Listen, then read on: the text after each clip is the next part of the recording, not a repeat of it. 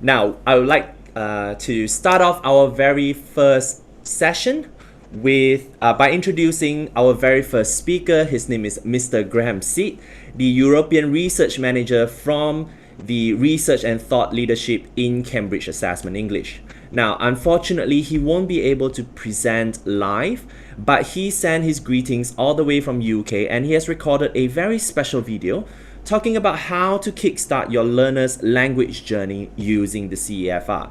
Now, since our government first changed the local syllabus to be CEFR aligned, I believe his sharing will be very beneficial to all of us on how to prepare our young learners. Now, please enjoy the video recording. Hi, hello, my name is Graham Seed and I'm the European Research Manager at Cambridge Assessment English in their research department. And it's great to be with you today to be talking to you about an important subject. I'm very sorry I can't present live, but I hope our session today will be really useful, and please get in touch with me after the event if you have any questions. My details will be at the end of my presentation. So before I bring my slides up, I just want to say again, thank you very much for having me. Thanks to everybody at GPEX, and hello to wherever you are in Malaysia, in Hong Kong. It's great to be talking to you today. As I said, my name is Graham Seed and I've been working in Cambridge Assessment English for 12 years now, and before that I was a teacher of English as a foreign language, and so I have experience at both the assessment and the teaching side of things, and I'm delighted to be presenting to you today. So what we're going to be talking about today is the topic of the CEFR, and I'll explain what that is in a moment. We are going to be talking about how to start our language learning journey using the CEFR. So I'm going to start with some questions, and these are questions that we in Cambridge often get asked by teachers, by people in ministries of education across the world, and they are looking for something that can help them monitor English language education in their school systems. They're looking for something that can help them understand if school children are progressing well as they learn a language. They want to know whether the English that they are learning will actually be useful for them at the end of the day. They want something that helps them compare meaningfully, and to compare between different learners as to how two or more learners are doing, to compare between different schools, even maybe between different countries, and even between learners who are learning English and maybe other languages as well. And then something that is internationally recognized. And today I want to present the answer to all of these questions as the CEFR. And so I'm going to talk a little bit about the CEFR and what it is, some of the principles and theory behind the CEFR, and then in particular look at what that means for preschool children and how we go about teaching English to preschool children. So what is the CEFR? Maybe you know something about the CEFR a little bit, or maybe not, don't worry. So the CEFR is the Common European Framework of Reference for Languages. It comes from the Council of Europe, and therefore that's why it has that Europe in its title, but it's applied now worldwide. Obviously it started off in Europe, but particularly in Latin America and in East Asia, it's becoming increasingly widespread. Now, the Council of Europe back in the 1990s, together with various experts, looked at how languages were being learned. And they created this document that was initially published in 2001, this blue book here, which is the main CEFR document. And then last year in 2020, there was the publication of the companion volume, and here's my copy that I've got and I refer to frequently.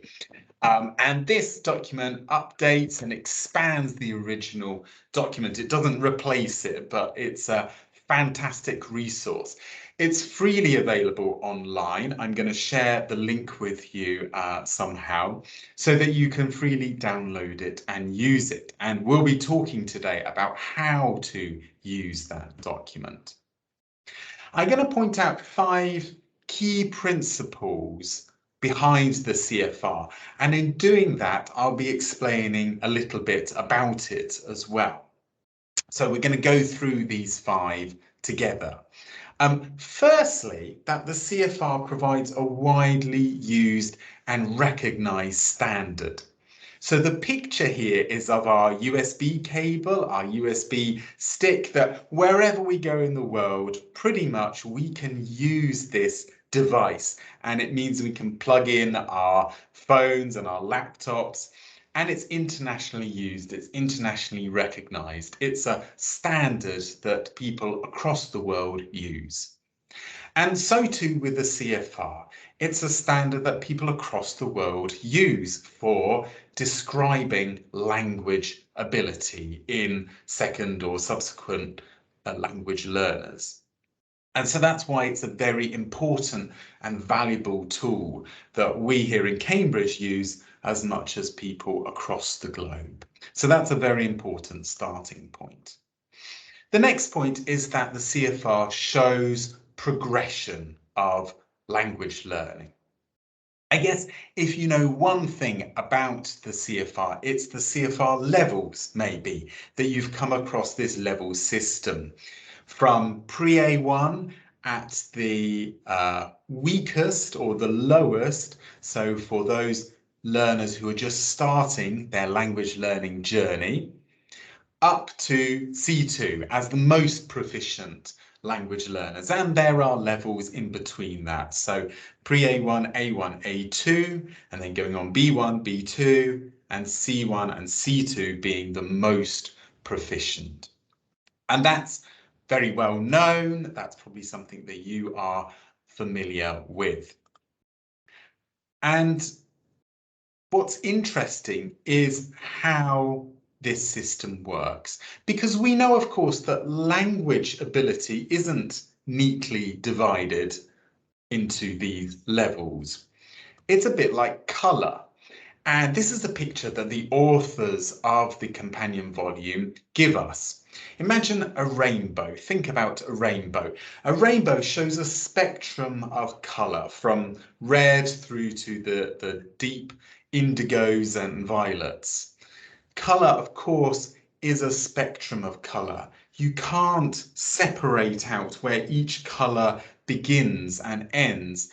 But in a rainbow, when we are drawing or describing a rainbow, we do that. We simplify the rainbow into 6 or 7 main colours.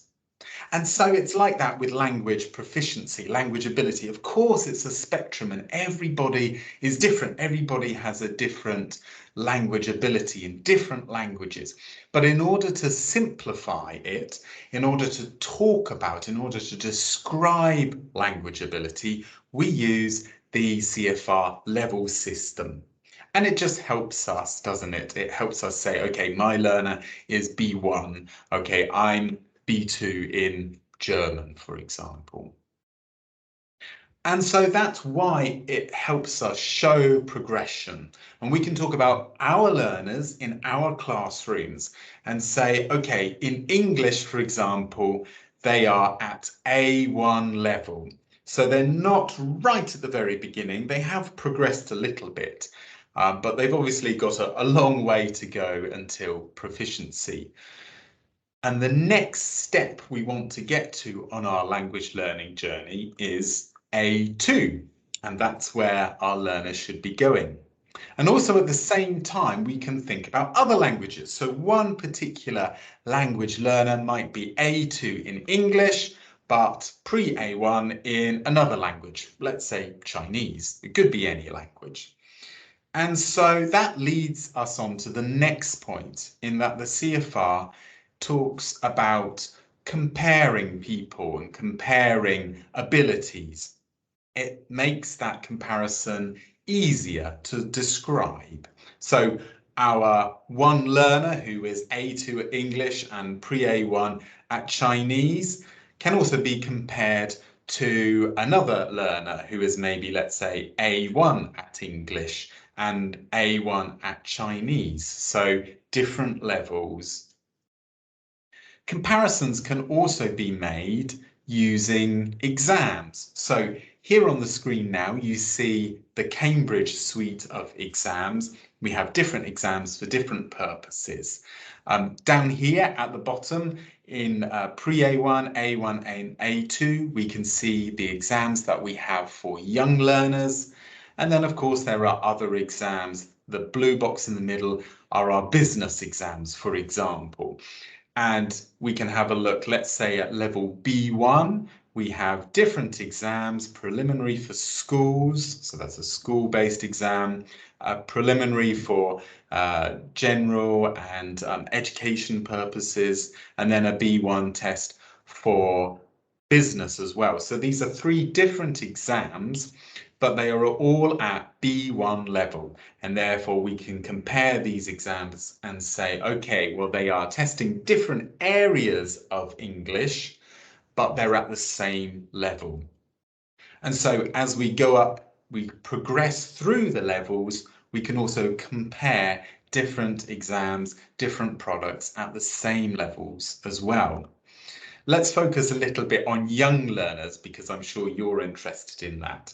Now, you may know that Cambridge in its Cambridge English qualifications has a set of 3 young learner exams from pre-A1. Remember, that's the lowest level, the first step on a language learning journey, and then A1 and A2. And these exams are different, but they can be compared.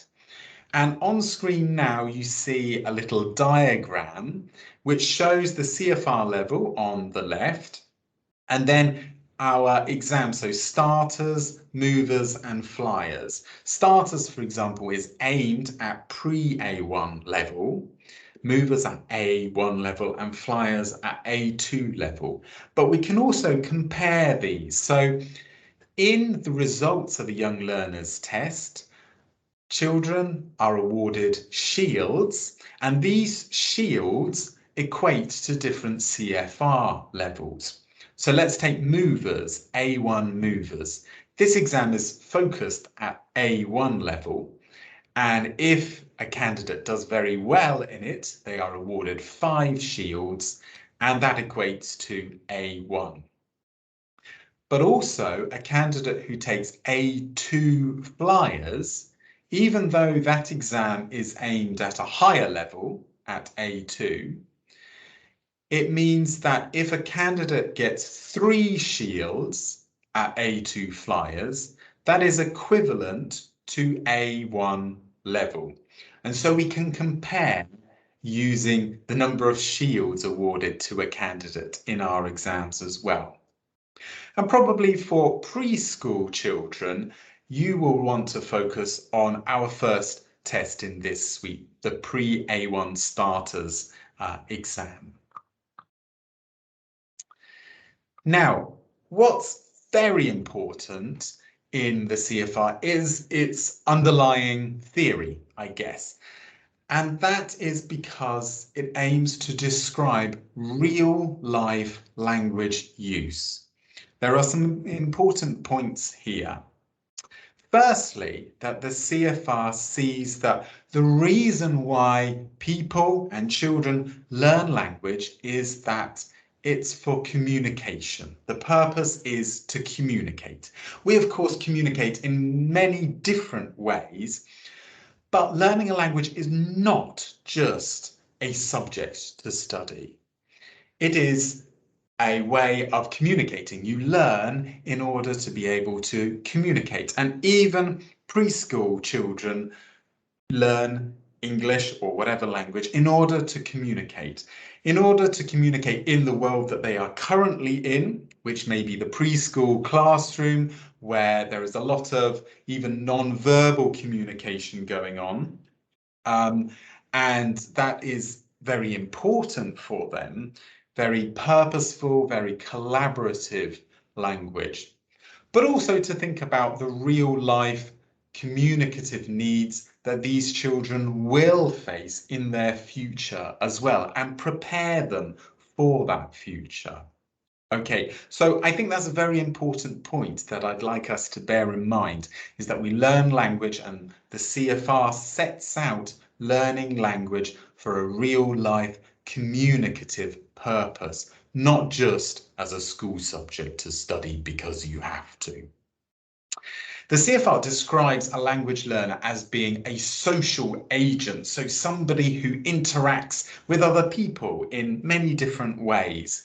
The most obvious, of course, perhaps is having a conversation with a friend. But we use language in many different ways. We actively use it. And that's why, again, why learners learn language in order to communicate. Even at the lower levels, even with preschool children, you want to instill in them a love of learning languages because it has a real world application. You can communicate. And all of this is called an action-oriented approach. Don't worry too much about that, but that's the term that the CFR use when talking about this theory of people learning languages to be able to act, to be able to do something with the language. So how does the CFR describe this language? Before we go on to that, I want us to think about the answers to these questions in your classrooms, for example, or in the educational spaces that you interact with in Malaysia or Hong Kong or wherever you are based.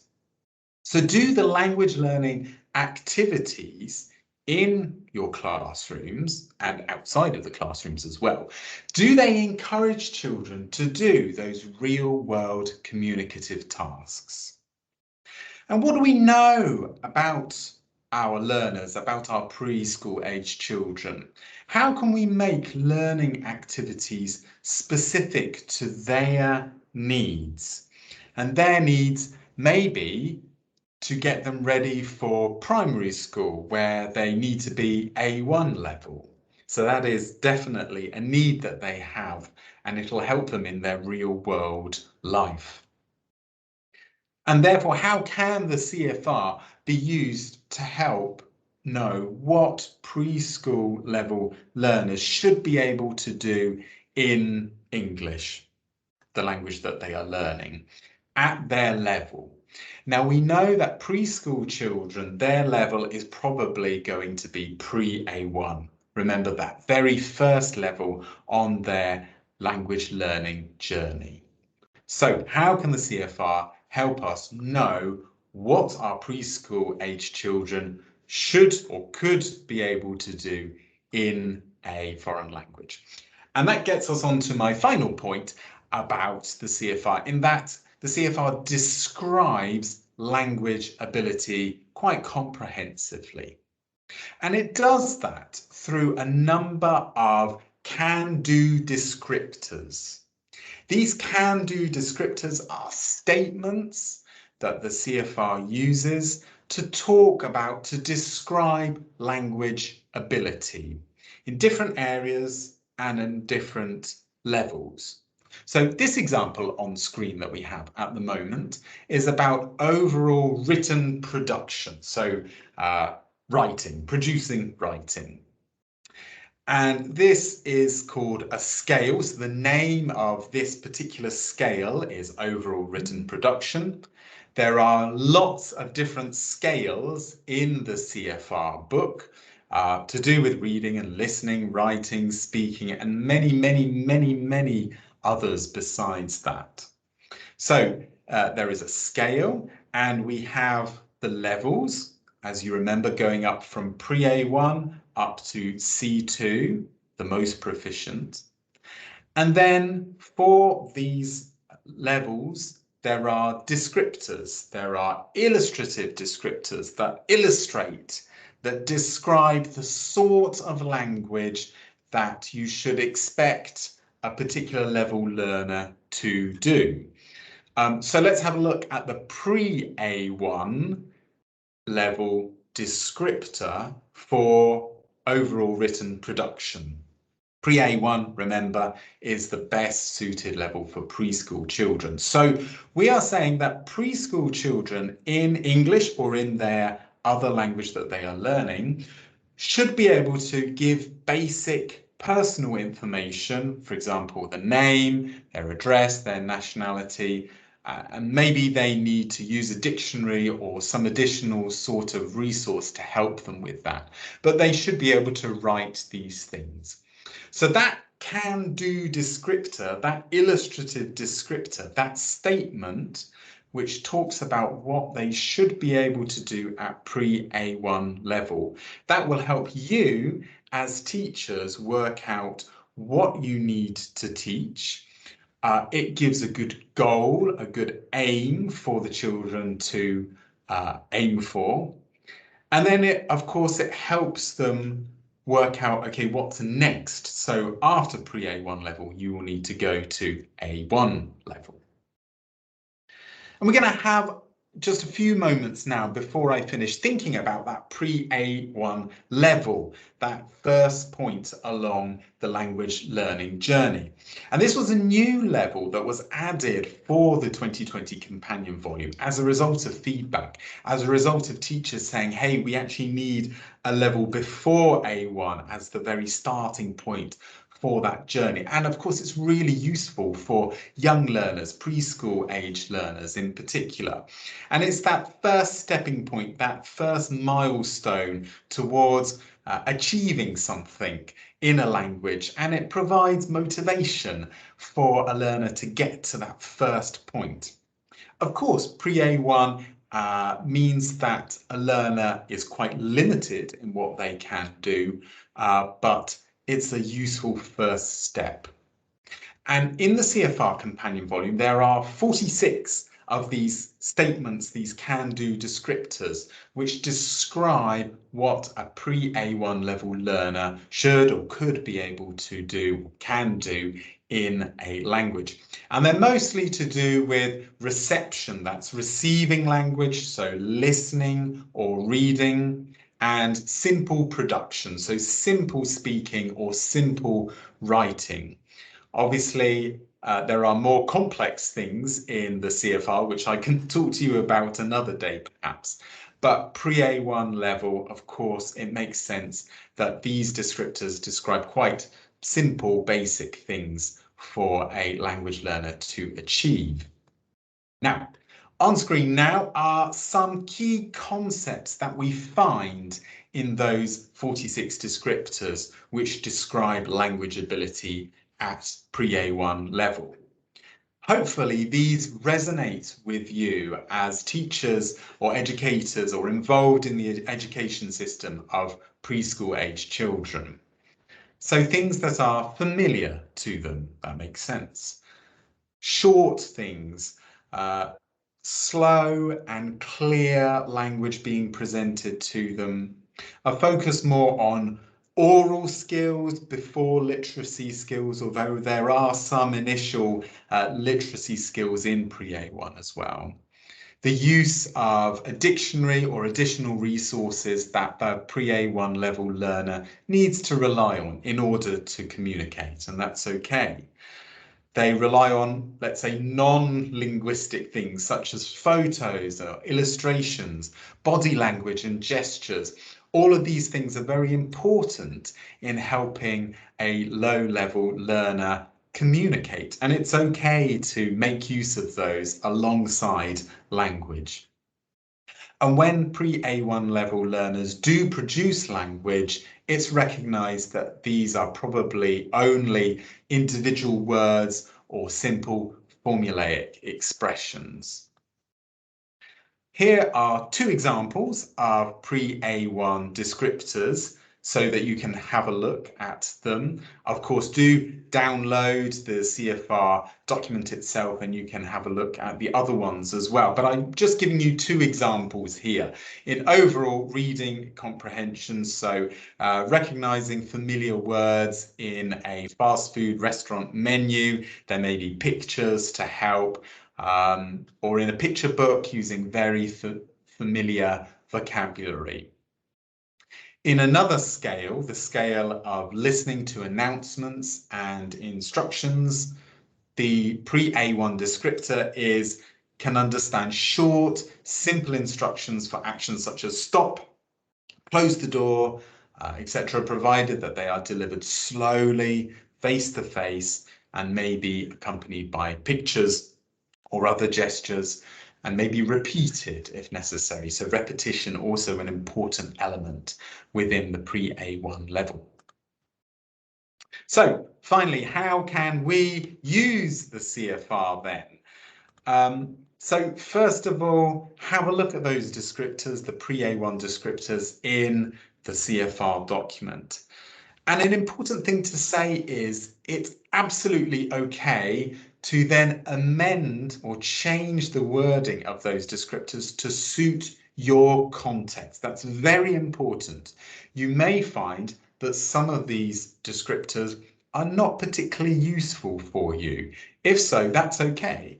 Or they may be useful for you if you change just a little word in it. And that's okay to do as well. So read the descriptors, see if they are useful for your context, amend them if necessary, and then you can use these statements as a needs analysis tool. So you can give ticks or crosses as to whether your learners can do these tasks in English already, or whether they are they've started that, or whether they haven't done it at all, and therefore that is a good learning goal for your learners. So carry out that needs analysis, use the statements, think about your own learners, and then you can use those descriptors to create learning objectives for your curriculum, or you may even create activities for the classroom based on those descriptors. Again, always think about your learner needs. Why are your children learning English? How can they use English now in a communicative setting? And then also, how can they use English later in life and to prepare them for that?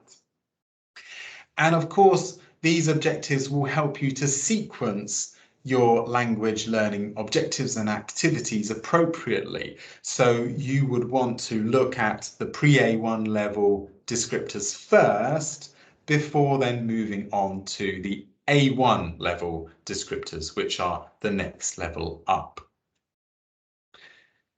Now, this is what Cambridge has done. In creating our exams, we looked at the CEFR descriptors and we tweaked them, we changed them a little bit to make sure that they were fulfilling the needs of our candidates.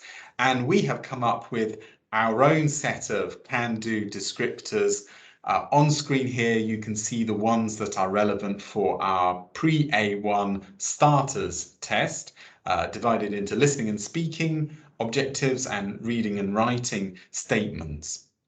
And so that's essentially the process that we've done for our own exams. And you could do a similar process to think about the learning needs that are needed for your context as well. And of course, you can use CEFR-inspired course books, such as those published by Cambridge, and of course, CEFR-inspired exams that are linked to the CEFR in a more statistical way, and that's what we do at Cambridge as well. So I just want to point out one other thing before we finish, in that the Council of Europe have created another document which looks at the descriptors within the CEFR and analyzes them to see if they are relevant for young learners. And this document here focuses on 7 to 10-year-olds, which is probably a little bit too old for the preschool children, but it might be useful for you. I just wanted to point that out to you now. So I appreciate that was a really quick whiz through the CEFR and its relevance to preschool level children. I'm sorry that it's quite short, but do get in touch with me if you have any other questions or comments. My email is on screen there. I'm sorry I can't take questions right this moment, but do get in touch if you need to. It's been a pleasure to be able to talk to you today, and I wish you all the best for the teaching and the work that you are doing. Thank you very much. Bye bye for now.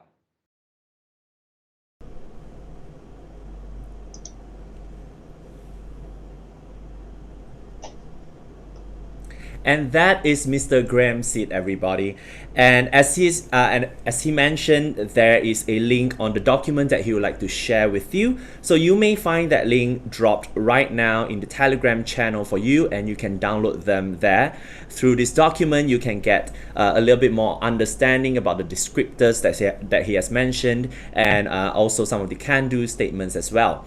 So I think this particular session is really helpful for us now that we have underwent the change in syllabus for our own Malaysian curriculum, and to help us sort of understand the CEFR better. You may also reach out to him via his email if you have further questions about CEFR. Alternatively, you can always contact GPEC's team for more info on that as well.